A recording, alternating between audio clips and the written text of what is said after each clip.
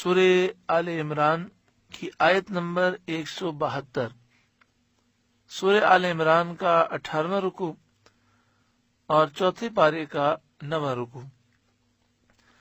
الذین استجابوا للہ والرسول، وہ لوگ جو اللہ اور رسول کے بلانے پر حاضر ہوئے۔ من بعد ما اصابہم القرح، بعد اس کے کہ انہیں زخم پہنچ چکا تھا۔ جنگ احد سے فارغ ہونے کے بعد جب ابو سفیان جو کہ اس وقت کافر تھے اور کافروں کے سردار تھے، اپنے ساتھیوں کے ساتھ مقام روحہ میں پہنچے تو انہیں افسوس ہوا کہ وہ واپس کیوں آ گئے۔ مدینہ شریف سے مقام روحہ تقریباً 60-70 کلومیٹر کے فاصلے پر ہے۔ تو یہ احد کی جنگ کے بعد بھاگے فرار ہوئے اور روحہ پر پہنچ کر سوچنے لگے کہ یہ واپس کیوں آ گئے، مسلمانوں کا بالکل خاتمہ ہی کیوں نہ کر دیا۔ یہ خیال کر کے انہوں نے پھر واپس ہونے کا ارادہ کیا۔ سید عالم صلی اللہ علیہ وآلہ وسلم نے وہاں ابو سفیان اور کافروں کے تعاقب کے لیے اپنی روانگی کا اعلان فرما دیا۔ صحابہ کرام کی ایک جماعت جن کی تعداد 70 تھی اور جو غزوہ احد کے زخموں سے چور چور ہو رہے تھے، پورا جسم زخموں سے بھرا ہوا تھا، خون بہہ رہا تھا، سرکار دو عالم صلی اللہ علیہ وآلہ وسلم کے اعلان پر حاضر ہو گئے۔ نبی اکرم صلی اللہ علیہ وآلہ وسلم اس جماعت کو لے کر ابو سفیان کے تعاقب میں روانہ ہو گئے۔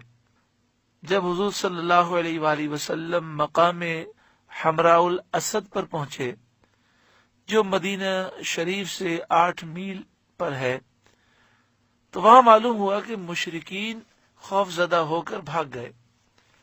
اس واقعے کے متعلق یہ آیت نازل ہوئی، الذین استجابوا للہ والرسول من بعد ما اصابہم القرح، وہ لوگ جو اللہ اور رسول کے بلانے پر حاضر ہوئے بعد اس کے کہ انہیں زخم پہنچ چکا تھا، زخموں سے چور چور تھے، انہوں نے اللہ اور اس کے رسول کو جواب دیا، بلانے پر حاضر ہوئے۔ للذین احسنوا منہم واتقوا اجر عظیم، ان کے نیکوکاروں اور پرہیزگاروں کے لیے بڑا ثواب ہے۔ جنگ احد سے واپس ہوتے ہوئے ابو سفیان نے سید عالم صلی اللہ علیہ وآلہ وسلم سے پکار کر کہا تھا کہ اگلے سال ہماری آپ کی مقام بدر میں جنگ ہوگی۔ جب احد شریف سے کافر فرار ہوئے تھے تو ابو سفیان نے یہ بات کہی کہ ہم نے 70 آپ کے لوگ مارے، لیکن ابھی بدلہ باقی ہے۔ بدر کے مقام پر ہمارے 70 افراد قتل ہوئے تھے اور 70 گرفتار ہوئے تھے۔ ہم کسی کو گرفتار تو نہ کر سکے، صرف 70 افراد ہم نے قتل کیے ہیں، تو ابھی بدلہ باقی ہے، تو اب آئندہ سال پھر بدر کے مقام پر ملیں گے اور جنگ کریں گے۔ حضور صلی اللہ علیہ وآلہ وسلم نے ان کے جواب میں فرمایا انشاءاللہ۔ جب وہ وقت آیا اور ابو سفیان کفار کو لے کر جنگ کے لیے روانہ ہوئے تو اللہ تعالیٰ نے ان کے دل میں خوف ڈالا اور انہوں نے واپس ہو جانے کا ارادہ کیا۔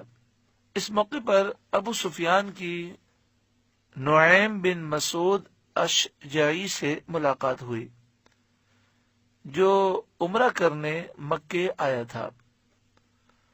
ابو سفیان نے اس سے کہا کہ اے نعیم، اس زمانے میں میری لڑائی مقام بدر میں محمد مصطفیٰ صلی اللہ علیہ وآلہ وسلم کے ساتھ طے ہو چکی ہے، اور اس وقت مجھے مناسب یہ معلوم ہوتا ہے کہ میں جنگ میں نہ جاؤں، واپس چلا جاؤں، تو مدینہ شریف جا اور کوئی ایسا ہیلا کر، ایسی تدبیر کر کہ مسلمان ڈر جائیں اور میدان جنگ میں وہ جانے سے گریز کریں۔ تاکہ میری عزت بھی رہ جائے، نام بھی خراب نہ ہو، اور مجھے بدر کے مقام پر جا کر جنگ کرنے کی نوبت بھی نہ آئے، کیونکہ اس وقت میں سمجھتا ہوں کہ میری تیاری مکمل نہیں ہوئی۔ اور اگر تو مسلمانوں کو ڈرا دے گا تو اس کے عوض میں تجھے 10 اونٹ انعام میں دوں گا۔ نعیم بن مسعود اشجعی یہ مدینہ پہنچا۔ جب مدینہ شریف یہ پہنچا تو اس نے دیکھا کہ مسلمان جنگ کی تیاری کر رہے ہیں، تو ان سے کہنے لگا تم جنگ کے لیے جانا چاہتے ہو، حالانکہ مکے کے کافروں نے تمہارے خلاف بہت بڑا لشکر جمع کیا ہے، اور اس نے اس لشکر کی تعریفیں بڑا چڑھا کر کی، روب ڈالنے کی کوشش کی اور مسلمانوں کو ڈرانے کی کوشش کی۔ کہنے لگا اللہ کی قسم تم میں سے ایک بھی واپس نہ آئے گا، اس لشکر کا مقابلہ نہیں ہو سکتا۔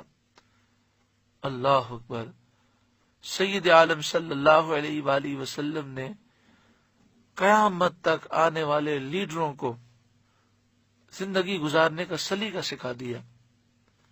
سید عالم صلی اللہ علیہ وسلم نے فرمایا اللہ کی قسم میں ضرور جاؤں گا، چاہے میرے ساتھ کوئی بھی نہ ہو۔ پھر نبی اکرم صلی اللہ علیہ وسلم 70 سواروں کو ہمراہ لے کر حسبنا اللہ و نعم الوکیل پڑھتے ہوئے روانہ ہوئے۔ بدر کے میدان میں پہنچے، 8 رات وہاں قیام کیا، کسی کافر کی جرت نہ ہوئی کہ یہ وہاں پر آئے۔ مال تجارت بھی ساتھ تھا، اسے فروخت کیا، خوب نفع ہوا، غنیمتیں لے کر نفع لے کر صحیح سلامت مدینہ شریف واپس آ گئے، جنگ نہ ہوئی۔ کیونکہ ابو سفیان اور دیگر کفار خوف زدہ ہو کر مکہ شریف کو واپس ہو گئے تھے، تو یہ پورے عرب میں ذلیل بھی ہو گئے، ان کا روب دبدبا جاتا رہا اور مسلمانوں کا روب دبدبا قائم ہو گیا۔ تو اس واقعے کے متعلق یہ آیت کریمہ نازل ہوئی، فرمایا الذین قال لهم الناس، وہ لوگ جن سے لوگوں نے کہا۔ نعیم بن مسعود اشجعی نے کہا ان الناس قد جمعوا لکم، بے شک لوگوں نے تمہارے لیے بڑا لشکر جمع کیا ہے، فاخشوہم تو ان سے ڈرو، فزادہم ایمانا یہ سن کر ان کا ایمان اور زائد ہوا، ایمان اور مضبوط ہو گیا۔ وقالوا اور وہ بولے حسبنا اللہ و نعم الوکیل، اللہ ہم کو کافی ہے اور وہ کیا ہی اچھا کارساز ہے۔ نبی اکرم صلی اللہ علیہ وآلہ وسلم جب 70 سواروں کو لے کر روانہ ہوئے تو آپ حسبنا اللہ و نعم الوکیل پڑھتے ہوئے جا رہے تھے۔ جو بھی کسی اہم کام میں بسم اللہ الرحمن الرحیم پڑھنے کے ساتھ اول آخر درود پاک پڑھ کر 450 مرتبہ حسبنا اللہ و نعم الوکیل پڑھے تو اس کی مشکل آسان ہو جاتی ہے اور اس کی حاجتیں پوری ہو جاتی ہیں۔ بہتر اس کا طریقہ یہ ہے کہ 2 رکعت نفل حاجت کی نیت سے پڑھیں۔ پہلی رکعت میں سورہ فاتحہ کے بعد سورہ کافرون پڑھیں، دوسری رکعت میں سورہ فاتحہ کے بعد سورہ اخلاص پڑھیں، سلام پھیرنے کے بعد اول آخر 11 مرتبہ درود پاک پڑھیں اور حسبنا اللہ و نعم الوکیل 450 مرتبہ پڑھیں، اور پھر اللہ تعالیٰ سے دعا کریں، انشاءاللہ ہر مشکل آسان ہوگی، ہر مصیبت دور ہوگی، ہر بلا دور ہوگی اور ہر جائز حاجت پوری ہوگی۔ اسی طرح کسی اہم کام کی طرف جا رہے ہوں تو وضو کر کے جائیں اور حسبنا اللہ و نعم الوکیل کا ورد کرتے ہوئے جائیں، ہو سکے تو 450 مرتبہ پڑھ لیں، ورنہ جتنا پڑھ سکیں ورد کرتے ہوئے جائیں۔ انشاءاللہ تعالیٰ اس مشکل میں بھی آسانی ہوگی اور جس مقصد کے لیے جا رہے ہیں اس مقصد میں کامیابی نصیب ہوگی۔